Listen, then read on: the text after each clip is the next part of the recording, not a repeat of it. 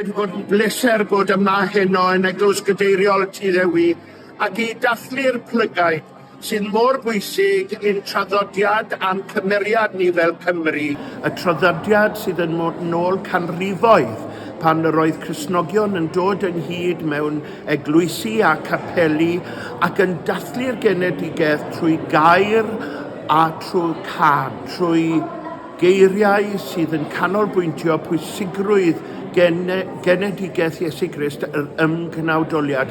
Dyma beth yw Plygain.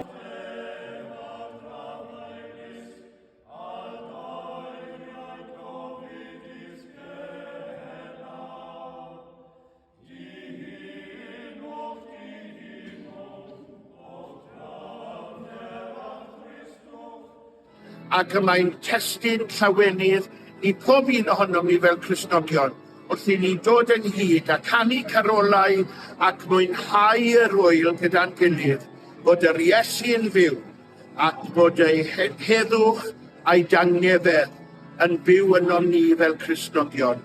Felly bendith y Nadolig i chi gyd.